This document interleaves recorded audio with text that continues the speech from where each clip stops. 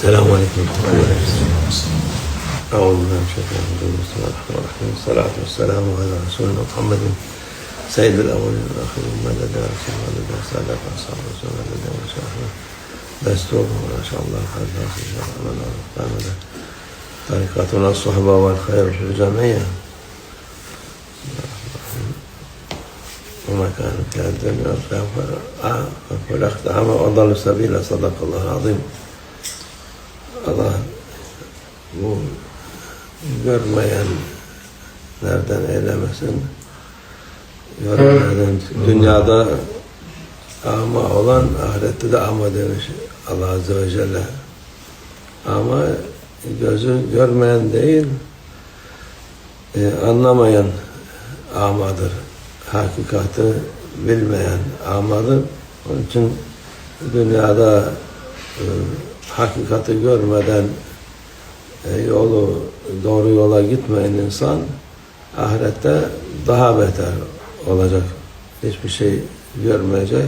Doğru, kötü sonu zaten kötü, dünyada da kötü son olmuş. Ahirette de aynı şekilde olur. Hakikati Allah Azze ve Celle açık göstermiş. Herkes görebilir, bilir. Ama insanlar kendi nefislerine uyup bu Allah Azze ve Celle'nin koyduğu haramı, halalı kabul etmezler. Bizim nefsimiz ne istiyorsa onu yapacağız diyorlar. Nefsimizin istemediğini kabul etmeyiz. Biz kabul etmeyiz. Bir de herkes de kabul etmeyecek diyor. Herkes de aynı bizim gibi olması lazım diye bu dünyada ahir zamanın sonu artık ona gelmişiz. Başka türlü kabul etmiyorlar. Bütün devletler, bütün dünya bizim bu sapık fikrimizi kabul edecek. Allah Azze ve Celle'nin koyduğu şeyleri kabul etmeyecek. Onun yolundan gitmeyecek. Bizim şeytanın yolundan gidecek de yaşadı. İşte bunlar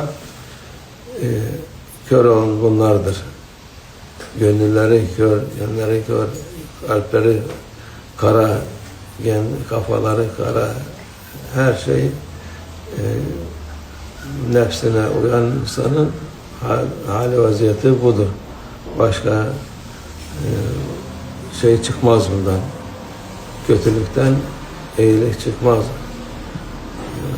Cehaletten ilim çıkmaz. İlim dedikleri Allah bilmeyen ilim değildir. Allah'ı tanımayan, istemeyen ilim, nefsini isteyen o cehalettir. Cahiliye. Şimdi İkinci cahiliye devrini yaşıyoruz. Peygamber Efendimiz sallallahu aleyhi ve sellem dedi. Bu birinci cahiliyeden de çok daha beterdir. Çok daha beterdir. Allah muhafaza etsin. Gönlümüz, gözlerimiz ama olmasın. Hakikati gören olsun. Görmeyen olmasın inşallah. Hidayet olsun inşallah. İnsanlara lazım olan budur insana. Yemekten, içmekten, her şeyden daha fazla lazım olan imandır. Göz açık olması lazım. Kör olmamak lazım.